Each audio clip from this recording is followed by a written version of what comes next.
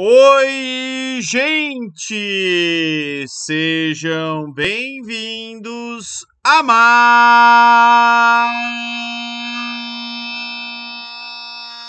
uma aula, correção, comentários de prova de vestibular, né? E esse também é um vídeo especial, já que vai ser o meu último vídeo de 2021, né? Dedicado aí especialmente para os meus alunos que passaram para a segunda fase da FUVEST, né, e querem saber um pouquinho mais aí sobre a geografia nas provas da FUVEST, né? Dos vestibulares de segunda fase, eu acho que o da FUVEST é a prova mais legal.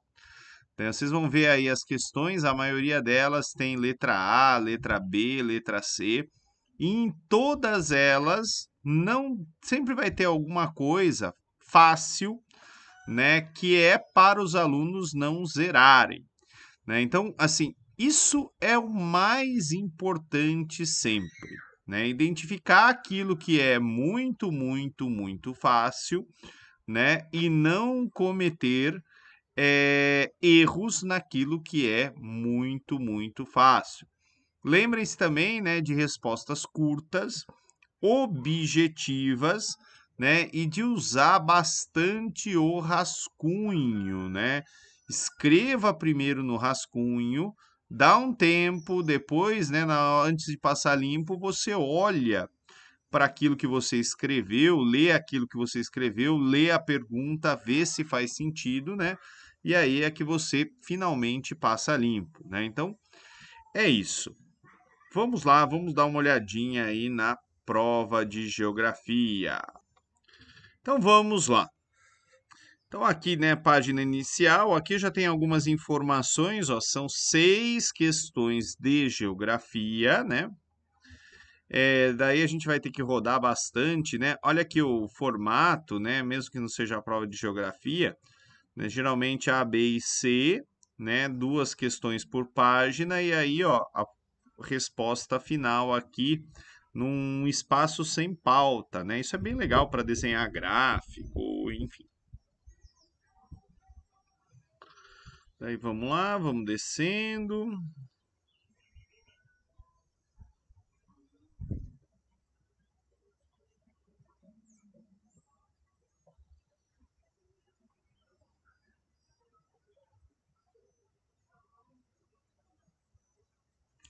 Eu adorei essa questão aqui, eu achei tão legal esse desenho aqui dos bichinhos, né? Prova de biologia.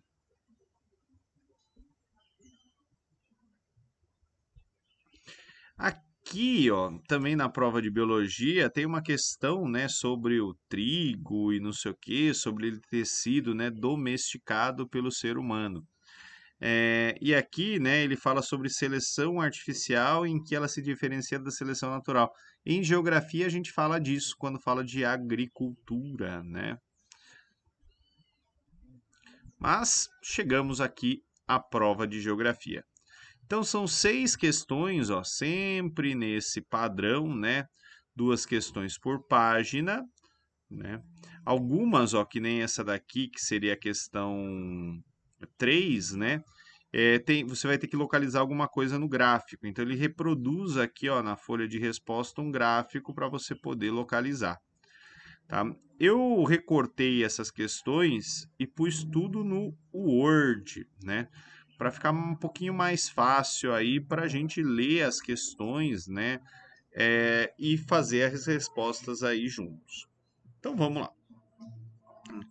Então a primeira questão de geografia, considerado um dos programas de infraestrutura mais ambiciosos já concebidos, a nova Rota da Seda chinesa foi anunciada pelo presidente Xi Jinping no ano de 2013.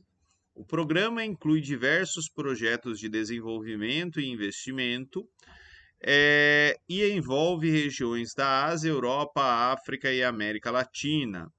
Lauren Johnston, pesquisadora da Escola de Estudos Orientais e Africanos da Universidade de Londres, acredita que a maior a maioria dos acordos de investimentos da nova Rota da Seda tem beneficiado as partes envolvidas. Para os governos que precisam de acesso ao financiamento, seja para novas infraestruturas ou para o desenvolvimento social, os benefícios continuam superando os custos potenciais. E aí, né, tem 9 obras dessa nova Rota da Seda aqui no mapa, né, destaca aqui a China, né, nova Rota da Seda, a gente já presume que existia uma velha Rota da Seda, né, aí tem que lembrar um pouquinho de história, e que liga, né, que conecta a China à Europa, né, e em alguns lugares aqui da África também vai ter obras de infraestrutura chinesa. E aí ele dá, né, um monte, ó, de informações aqui, né, quais são em cada um dos projetos, né, os números indicam aí os projetos e a descrição dela. Então, vamos lá. Questão número 1, né, letra A. Então, daí você iria lá no espaço da letra A, né, e responde. O que foi originalmente, né, a chamada Rota da Seda? A primeira Rota da Seda, né, ligava principalmente a China à Europa e levava, né, manufaturas produzidas na China até a Europa, né? Isso acontecia durante a Idade Média, né? Então, originalmente, a Rota da Seda foi uma rota de comércio entre a China e a Europa,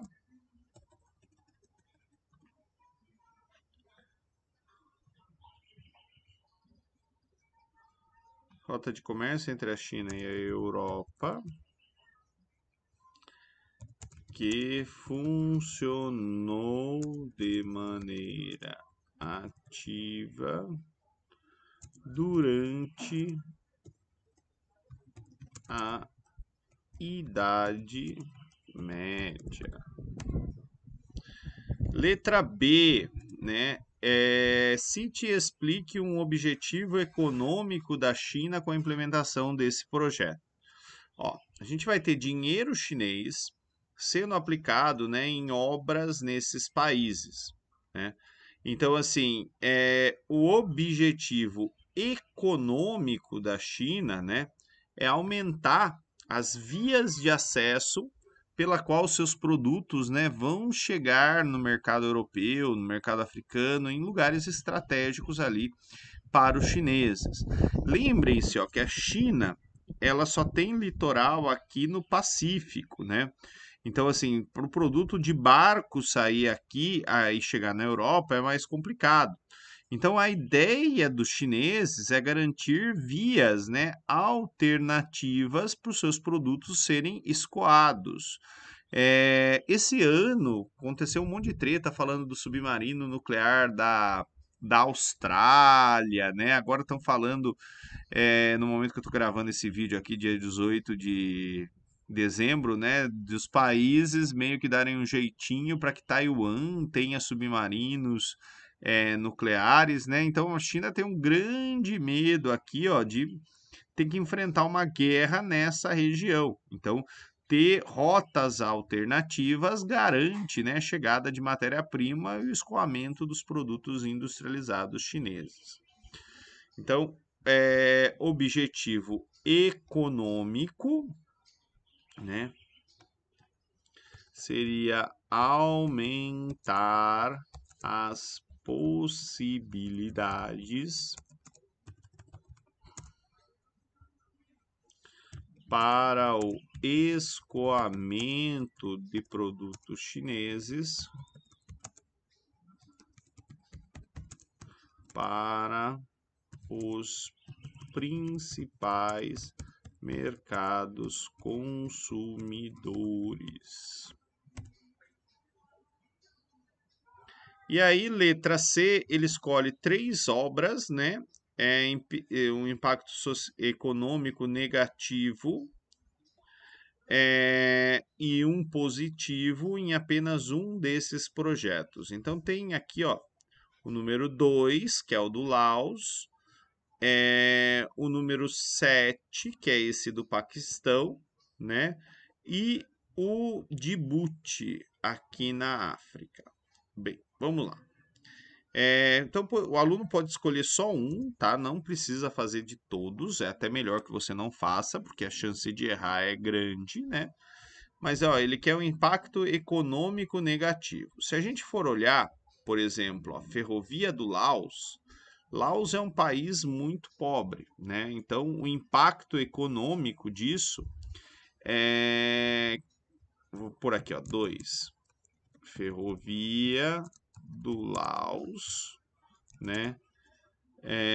Pode ter aí como impacto econômico negativo um custo extremamente alto do projeto para um país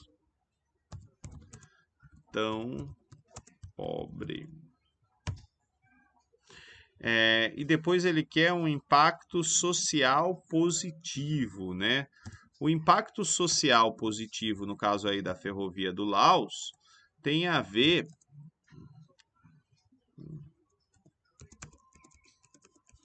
Para deixar bonitinho.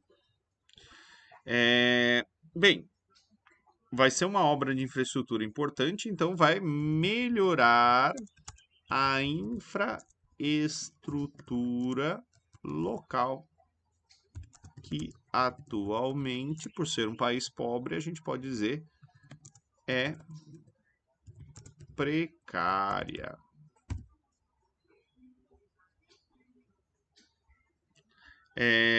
Daí, junto com a melhoria de infraestrutura, melhoria de emprego, de renda, né, novas possibilidades aí para o desenvolvimento do país. No número 7. O número 7 talvez é uma das obras mais importantes, que é aqui do Paquistão. Né? Isso facilita bastante o escoamento de produtos chineses. Ao invés de dar aquela volta aqui embaixo, passando pelo Estreito de Malaca, os produtos chineses já sairiam aqui, né, mais pertinho aqui do Oceano Índico, né, na beira da entrada aqui do Canal de Suez, né, aliás, do Mar Vermelho, né, para chegar no Canal de Suez e chegar na Europa. Então, assim, impacto econômico negativo no número 7, que é o corredor de infraestrutura do Paquistão. Vou por aqui, 7, corredor Paquistão. Econômico negativo, se eu tenho uma ferrovia por onde vai passar produtos chineses, a gente pode deduzir, né, que alguns desses produtos chineses serão vendidos também no mercado paquistanês, né? Então, o impacto negativo do ponto de vista econômico seria a concorrência, né, que a indústria paquistanesa enfrentaria com os produtos chineses, né? E aspecto positivo aí do número 7,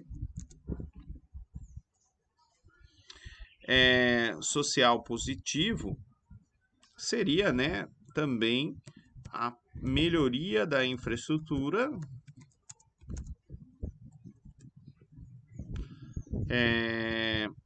deixa eu pôr aqui, tracinho.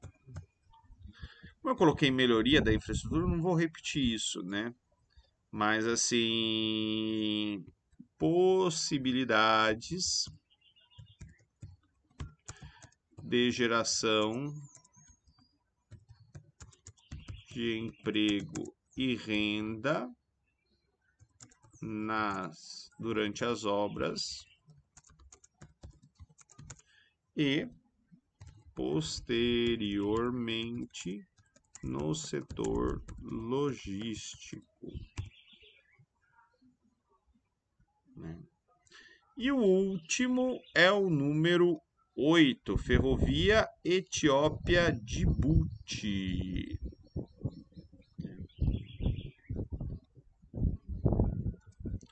caso ali da ferrovia Etiópia e Djibouti,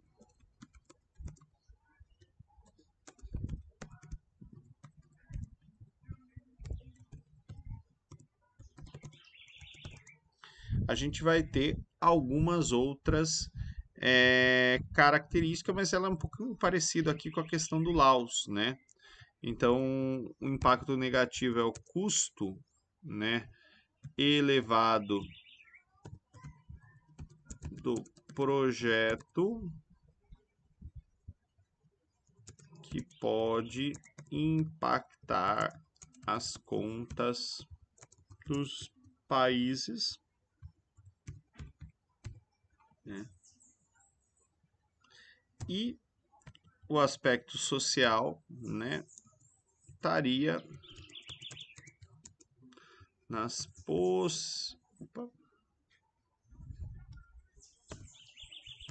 possibilidades de geração de emprego e renda, né? Aqui eu vou mudar, tá? Só para escrever alguma coisa aí. Possibilidade de geração de emprego e renda ao facilitar que produtos desses países sejam exportados. Tá? Então tem várias possibilidades aí para responder essas questões. Mas vejam, né, que a prova ela é bem simples, respostinhas curtas. Tá? Aqui é um outro bem legal essa questão. Esse ano eu até usei ela numa prova de geografia. Então tem aqui um mapa, né, do bairro do Morumbi, da favela de Paraisópolis, a imagem satélite, desculpa. Depois, aqui dois mapas, né? Esse daqui é o mais legal, que é chamado de mapa prismático. Aqui, ó, ele tenta mostrar, né, uma característica de tridimensionalidade. Aqui mais alto, aqui mais baixo, né? A questão da renda. A imagem e os mapas mostram diferenças na ocupação do espaço urbano em uma área da cidade de São Paulo, cujos limites estão destacados em laranja. Baseados nos pontos cardeais onde ocorre a maior concentração de domicílios da área destacada. Aqui tem que tomar um cuidado. Baseado nos pontos cardeais. Então você tem que vir aqui no centro, né, onde está a setinha do mouse. Faz lá aquele desenho da Rosa dos Ventos, né? Norte, sul, leste, oeste. Professor, mas olhando aqui, né, a posição seria sudoeste? Seria, mas ele não perguntou ponto colateral. Ele falou ponto cardeal, então você vai por oeste. Então, letra A, oeste. Né? Letra B, explique por que no mapa prismático há uma grande área rebaixada em vermelho, enquanto uma pequena área ao sul caracteriza-se como uma forma elevada. Porque aqui a ideia, né, mostrar através da tridimensionalidade, né, evidenciar a desigualdade. Né? Então, houve aí o uso de uma técnica cartográfica, né, porque o cartógrafo, né, porque a pessoa que elaborou o mapa, que o cartógrafo quis destacar o aspecto da desigualdade social entre os moradores da favela de Paraisópolis e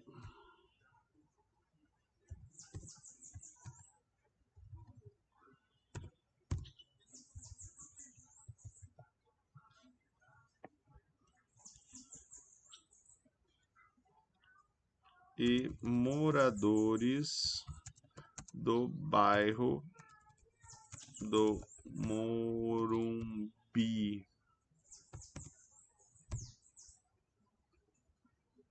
né?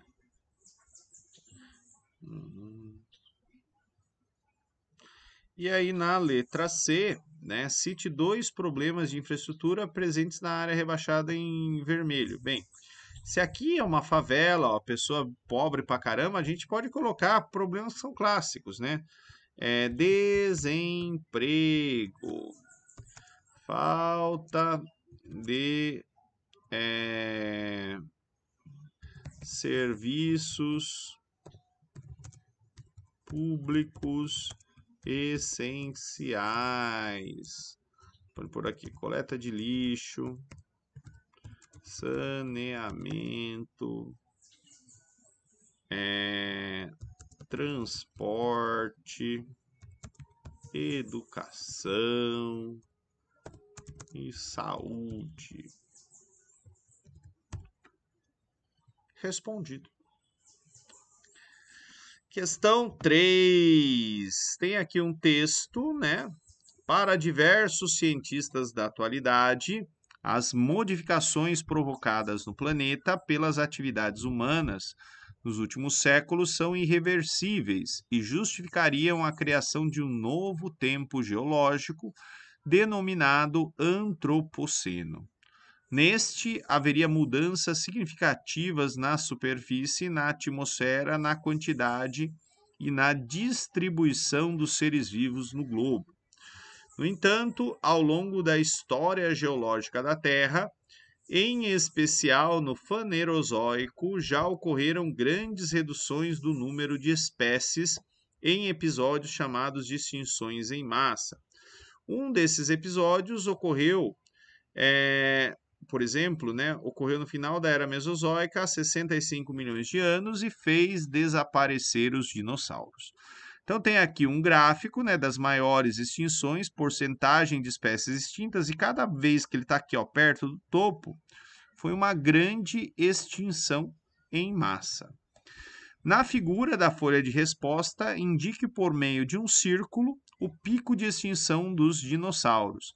Então, ali na folha de respostas tem uma outra imagem desse gráfico. A ideia é que o aluno rabiscasse, né, onde os dinossauros foram extintos. Aqui é mera interpretação de gráfico. Lembra que eu falei que sempre tem coisa fácil, né, para não zerar a questão.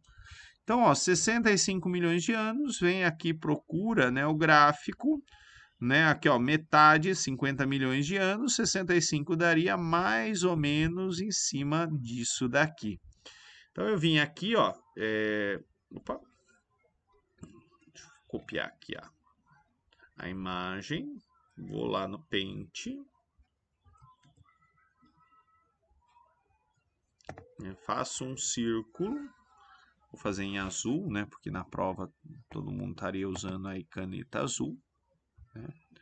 Então, venho aqui, né, e faço um círculo.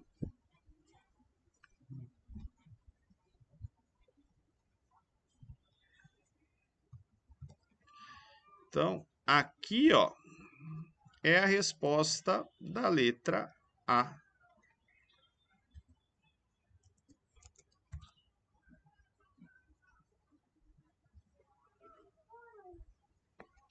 Então, né, letra A era só circular aqui. Na letra B, cite 2 condições naturais adversas à vida que poderiam levar a extinções em massa no planeta, conforme demonstrado no gráfico. Então, letra B, né, o que causaria aí, o que teria potencial, né, de maneira natural, a causar grandes extinções em massa? O caso dos dinossauros é um, né? Queda de meteoritos. Né? Uma outra situação, ele pede para explicar, deixa eu ver.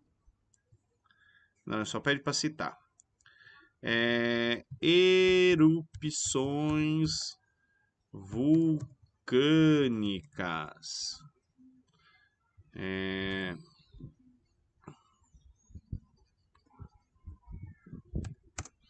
Deixa eu ver o que mais. Mudanças climáticas.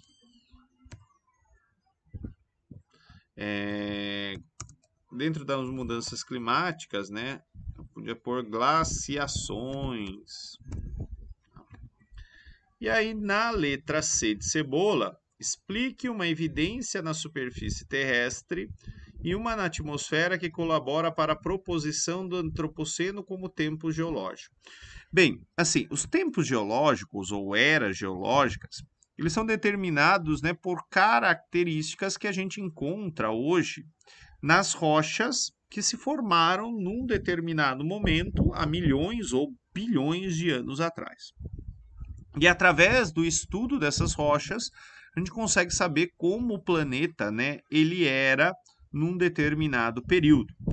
Então, assim, quais seriam as evidências, né, que os geólogos do futuro ou geólogos alienígenas, quando eles viessem para a Terra, né, encontrariam por aqui e falar, pô, esses caras que viveram aqui, né, marcaram a sua paisagem, né? Então, assim, uma dessas evidências é poluição. Deixa eu pôr aqui.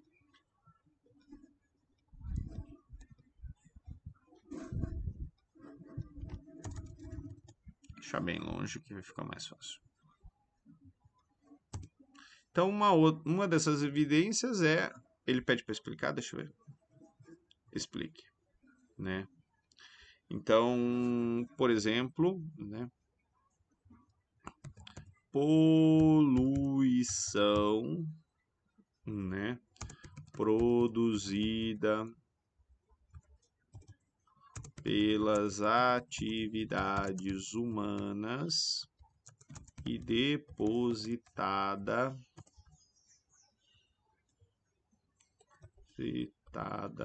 ao longo do tempo. Por exemplo, lixões com material, né, que leva milhares de anos para se decompor.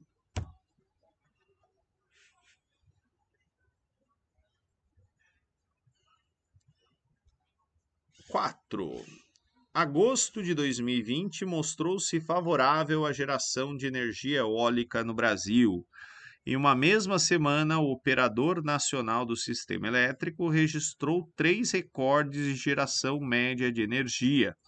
E no dia 6 de agosto, os sistemas chegaram a produzir 9.049 megawatts.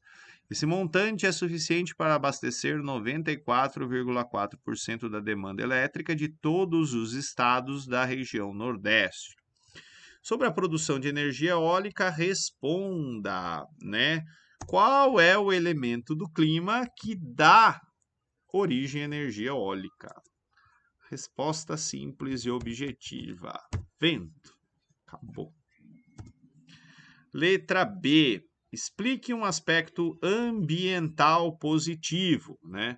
Então, o aspecto ambiental positivo, a gente vai ter aí, não põe símbolo, né? Vamos fazer de bonitinho. Um aspecto ambiental positivo é o fato da energia eólica não emitir gases, né, do efeito estufa. E um aspecto negativo ele está pedindo aspecto ambiental, né? Se fosse econômico, poderia falar que ela é cara ainda, tá? Mas um aspecto negativo do ponto de vista ambiental, poderia citar a poluição sonora,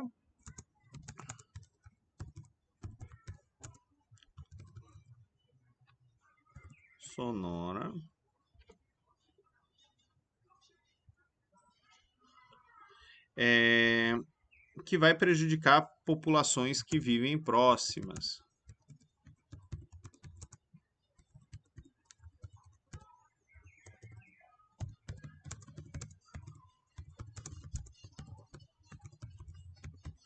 Um outro aspecto que eu não vou colocar aqui, né, poderia ser mudança na rota de migração de aves, né, porque assim começa a morrer muitas aves em função ali do bichinho vai bater na turbina, né? Acaba morrendo.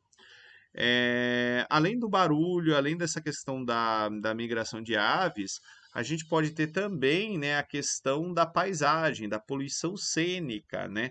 Às vezes tem lugares que são destinos turísticos, mas se instala ali, né, os parques com aerogeradores e isso também, né, polui a paisagem. Letra C. Explique um impacto social positivo e um negativo. O impacto social positivo, né? Então, aqui de novo, um impacto social positivo é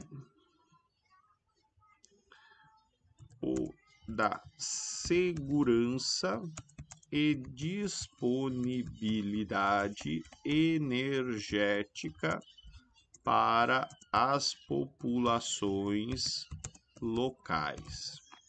Né? Então passa a ter energia disponível, as pessoas acabam, né, vivendo melhor, tendo acesso a uma série de confortos. Aqui tem um outro aspecto positivo que poderia ser citado, que eu não vou colocar aqui, que é que às vezes, né, as terras onde estão essas turbinas eólicas, elas são arrendadas de pequenos agricultores, né? E aí tem lugares que o cara recebe R$ 5.000 para cada turbina que tem dentro da propriedade dele, né? Então é um dinheirinho que muda a vida das pessoas porque vai trazer segurança financeira, por exemplo. Tá? E o aspecto negativo aí associado, né, à produção de energia eólica, a gente pode falar um pouquinho, né, da questão da qualidade de vida das pessoas. Se ela tem, né, se ela emite, por exemplo, poluição sonora, né, a gente vai ter uma população que vai ter dificuldade, por exemplo, para dormir, tá? Um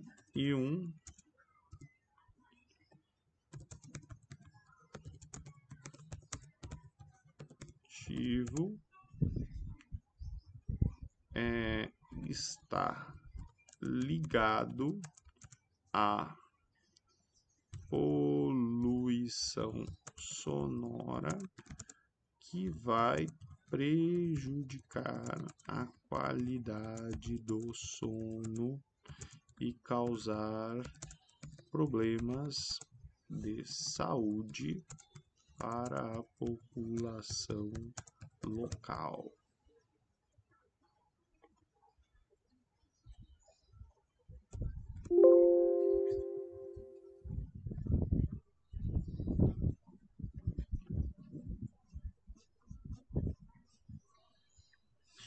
Bem, questão 5, tá acabando, né?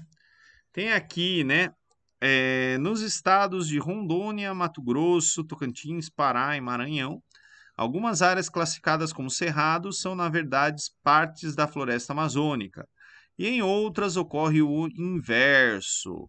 Há ainda blocos de mata que são uma combinação dos dois tipos de vegetação. Utilizando imagens de satélites atuais, pesquisadores examinaram uma área de 613 mil quilômetros quadrados e reconheceram que a diversidade de formas de vegetação na região dificulta diferenciar a Amazônia de Cerrado.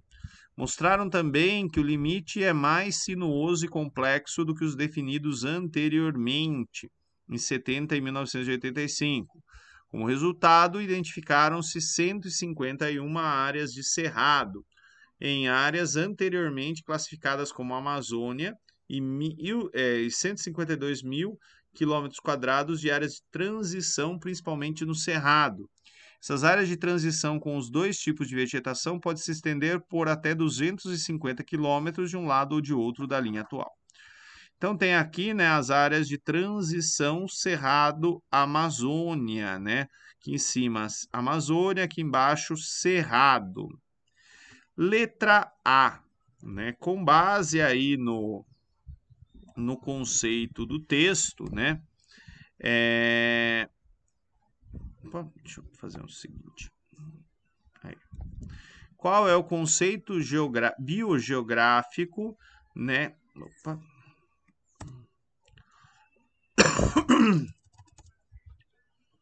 Que caracteriza as áreas de transição. Essa é difícil, tá? O nome disso é ecótono, né? Então tinha que saber essa palavrinha. O que é um ecótono? Deixa eu procurar aqui para vocês verem.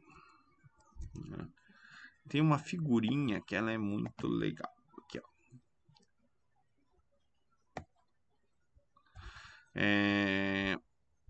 Aqui, ó. Ecótono, né? Quando dois biomas se encontram. É uma área de transição. A vegetação ela vai ficando mesclada, né?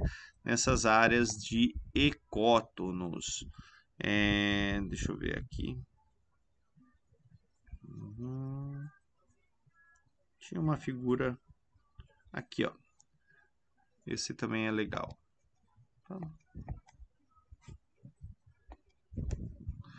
Ó, tem aqui a área A e B, né? E como essas interações elas vão acontecendo, né? Geralmente o ecótono ele vai ficar assim, ó, misturadinha. Tá? É uma área muito importante para a vida, né? Principalmente comunidades indígenas tradicionais, né? Que ela vai continuar a encontrar, né? Viver num ecótono dá acesso a dois ambientes diferentes, por exemplo, e aí para quem vive de extrativismo, né? Teria muito mais recurso. Explique como essa transição complexa pode ter impactado as áreas a serem preservadas na floresta amazônica. Se a gente olhar aqui o mapa, né, essas áreas de transição, ela vai corresponder onde hoje, né, se situa aí o famoso arco do desmatamento. Né? Por quê? Aqui no Brasil, a legislação, né, o Código Florestal, ele tem regras diferentes para o desmatamento da Amazônia e para o desmatamento do Cerrado. Teoricamente, o Cerrado é mais flexível a ser desmatado do ponto de vista legal do que a Amazônia. Então, como havia uma certa indefinição aí, no final das contas, né, acabou sendo desmatado, né, principalmente o ecótono, como se fosse cerrado. Tá? Então, aqui na letra B, né? Então, explique como essa transição pode... A dificuldade de classificação teve um impacto profundo no desmatamento, visto que as regras para desmatamento no Cerrado são mais permissivas do que na Amazônia.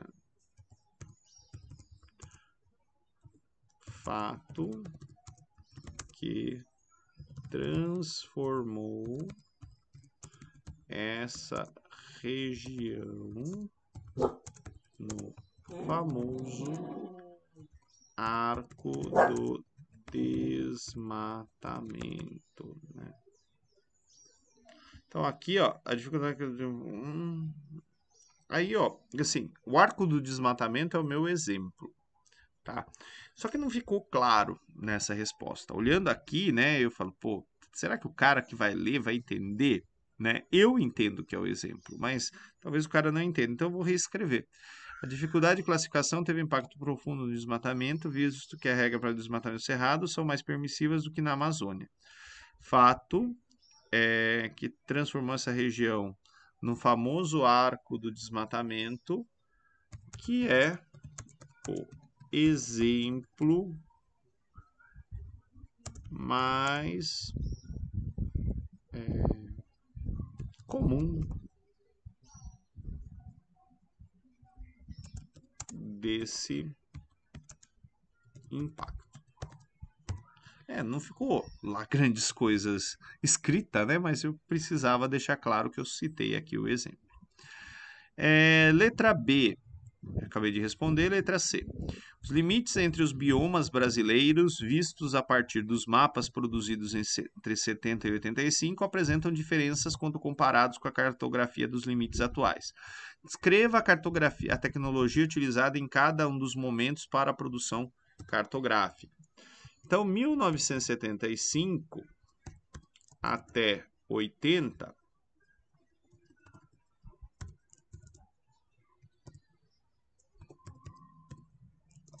a tecnologia eram imagens de radar e fotografias aéreas, né?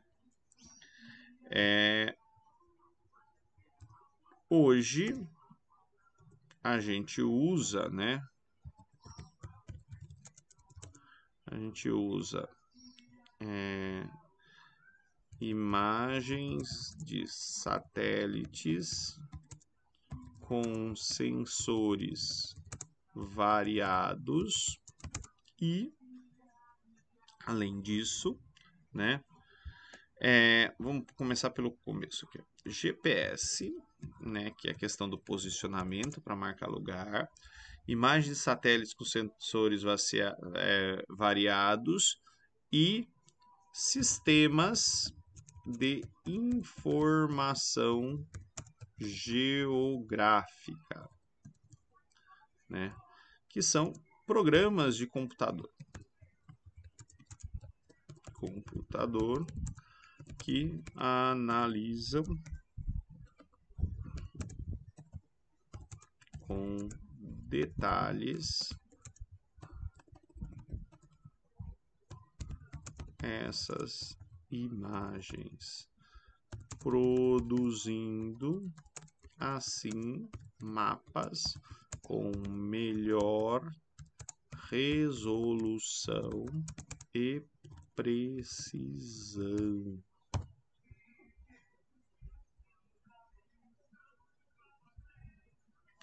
E aí a última questão, né? O crescimento populacional da década de 70.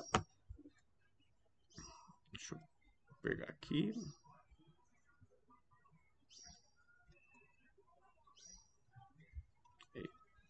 Crescimento populacional a partir da década de 50, no entender da teoria alguma coisa, determinaria a existência de uma população excedente às possibilidades do desenvolvimento econômico em países de terceiro mundo, e assim explicaria o seu subdesenvolvimento. Ficavam evidentes o receio de comprometer os recursos naturais mundiais e a pressão e a ameaça política representadas por essa população excedente. Nessa teoria estava presente o pavor da prolificidade de raças inferiores. Na folha de resposta, né, preencha qual a palavra que denomina a teoria, né?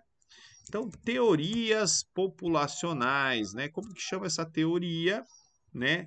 Que tem a ver aí, ó, segunda metade do século XX, né? Se preocupava com o excesso de população. Né, não é malthusiana, porque a Malthus é lá do século XIX, né, final do século XVIII, início do século XIX. Não vai ser a teoria reformista, porque ela é mais recente, é a teoria neomalthusiana. Explique 2 argumentos que contrariam essa teoria. Né? Hoje a gente sabe que teoria malthusiana e neomalthusiana estão erradas, né? No caso da neomalthusiana, hoje a gente sabe, né, que não é o excesso de pessoas que causa pobreza, que causa subdesenvolvimento. É o subdesenvolvimento que causa, né, o excesso de pessoas. Então, atualmente, a teoria neomalthusiana caiu em desuso, pois, né, hoje, pois se sabe que é o subdesenvolvimento que causa a pobreza. Desculpa. Que causa o excesso populacional. Tal fato pode ser comprovado analisando o nível de desenvolvimento dos países e a natalidade, onde países ricos apresentam menores taxas de natalidade, ou mesmo dentro dos países, analisando a diferença da composição familiar nas classes altas e baixas. As famílias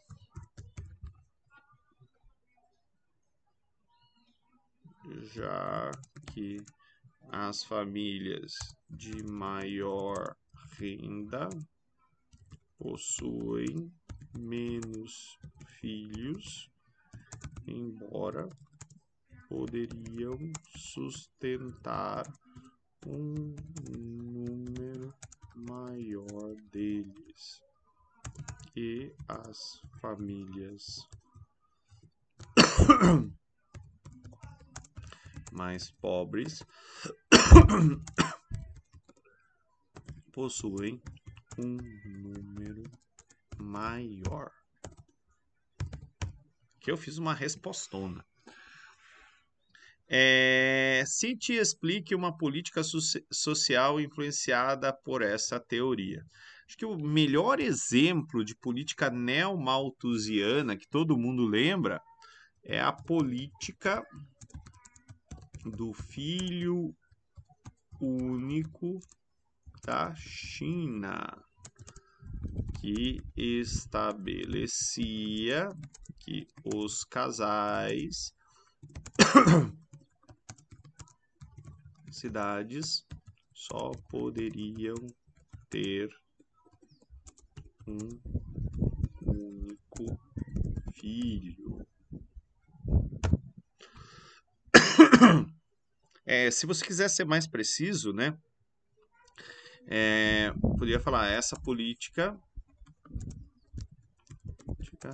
acabou gerando um desequilíbrio de gênero e foi abolida pelo governo chinês décadas mais tarde.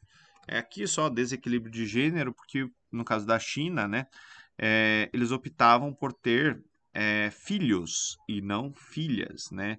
Então fazia uma espécie de aborto seletivo, né? Então isso gerou, hoje em dia, por exemplo, tem uma média aí de 35 milhões, né, de homens a mais do que de mulheres. Então gerou um problema que a gente chama de desequilíbrio de gênero. Bem, gente, era isso que eu tinha para falar para vocês, né?